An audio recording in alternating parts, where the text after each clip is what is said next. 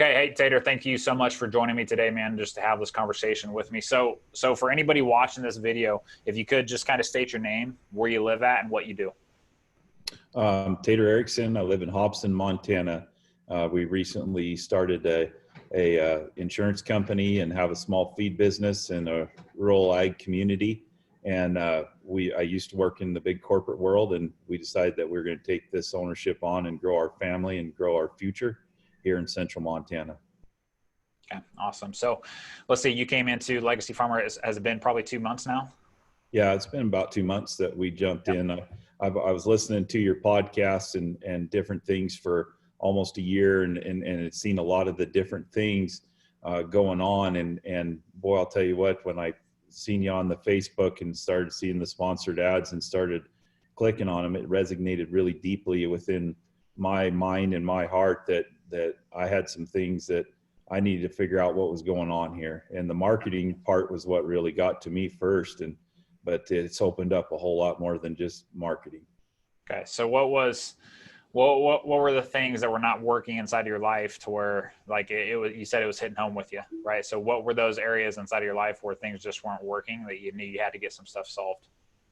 Well, I think for me, I had a really interesting conversation with a guy here just a while ago. When you go to start your own business, people tell you, what average people do and what the great people do. And boy, you're looking at those dollar figures and you're calculating them on, and you forget to hear what they said the average guy does. And you just go right for who's ringing the bell and who's hitting that high mark.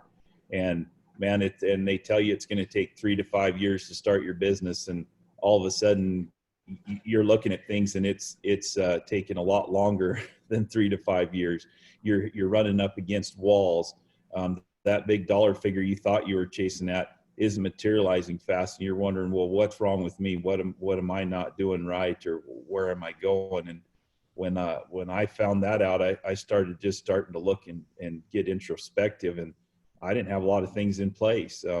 I didn't have the tools I needed to move forward, and so I was really just kind of floundering, and I kind of was hoping that somebody would come in and save me, whether it was a district manager or whether it was a rep or somebody would come in and say, oh, here's the magic bullet, jump in and do this. Because I felt like I did that for my customers when I was in other businesses, and I'd get frustrated when they wouldn't do it. I gave them what I thought was magic bullets, and really started realizing what that gap in implementation and success is.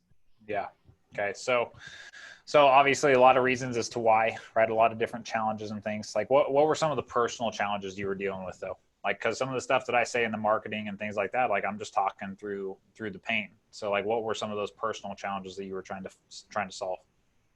Well, one is that I was failing myself every day and not being able to admit it to myself.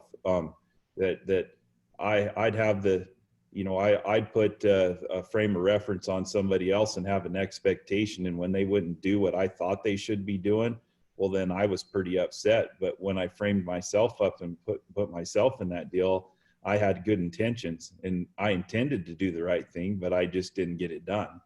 And so when you put frame of reference with expectations on somebody that they have to resolve and they don't pull through, but yet you give yourself this great big pass, it's a problem. Yeah. Well, so how many people inside of and this is what's interesting, Tater, is like you're one of the few that comes into our group where you don't have the farm. I mean, you're not farming a lot of acres or anything like that. You're more in support of the ag industry and, providing a product or service to people in the ag industry, just no different than I am. We just have a passion for the ag industry. Yeah. Right.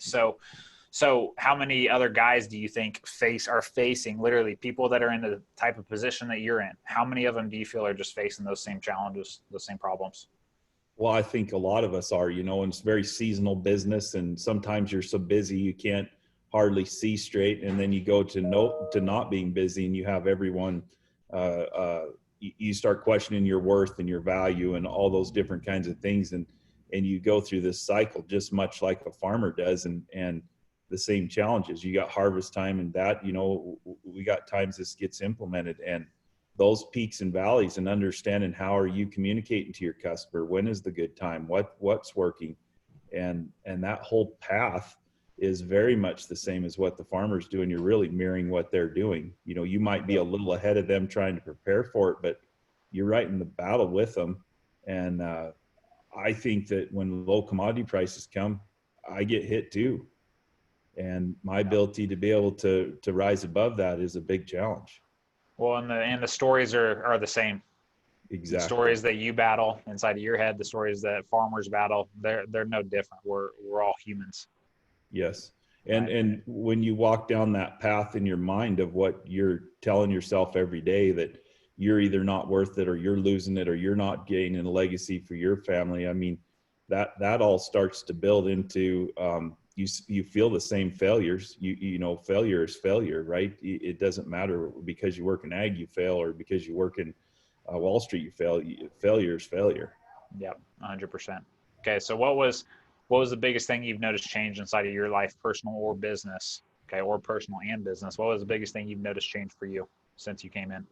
Accountability. I've seeked out accountability throughout my life, and this has been the key tool for me to have that accountability that says, you know, what's going on. And what I appreciate so much about this is you call balls and strikes, right? You're not going and saying, oh, well, you did a good job, you really tried hard, congratulations. You call and mention to people that this is the truth, this is what you're really doing versus what you think you're doing. And that's great that you had all these great intentions, but you didn't capitalize. Yep, 100%. So that's the accountability piece, right? Yes. Just being straight with the truth and, hey, this is what it is. Yeah, absolutely. Right. Okay. So out of everything that we do, okay, you've had access to all the, all the tools, especially, but the resources, the trainings, the coaching calls, the network, everything like that. Out of all of those things, what would you say, like, what's Tater's absolute favorite thing? I've really enjoyed the calls every week as I've gotten into understanding how those go, and the power and the excitement and the drive that you see going from that. But really, honestly, if I step back and I say what has really made the biggest difference in me is stacking and understanding that process and getting that written out. And really, when we talk about the legacy, I think this is something that I'm going to pass down to my kids, to sit there and say, when your mom and dad were struggling through the issues that they had, here it is. Here's the raw deal to it. When they're able to understand and to read that and to see what challenges we might be facing, I can't imagine what that would be like as a kid my age to have read those that my parents went through, and to reach and understand the real struggle they were facing. Yep, 100%. Right. So what's your favorite thing about the coaching calls? In the coaching calls, we get to see people across a myriad of different things, and just like you said, I'm involved in the ag industry from a standpoint of going out and communicating with farmers and ranchers every day. But what I found is that our similarities as we grow across these businesses is finding that next revenue stream, finding that next opportunity that comes about. That problems are problems, right? And there's nothing new under the sun. And what we see is that they're all facing the similar situations. Whether you're in a family business or you're in a business of your own, we're in the same boat. And I can see things when people tell me. I can see the light bulbs click on in their head. And I really like watching how you react when the light bulb clicks on. You're like, man, this is what we're talking about. Yep. And people in this group want to be called out, right? It's not a fear thing of, oh my gosh, don't do that. But you maybe made a mention today when we were visiting and different things is that a lot of times we don't want to be called out. We have a fear of being called out, but that's the only way we're going to get better and to face our own reality. Yeah.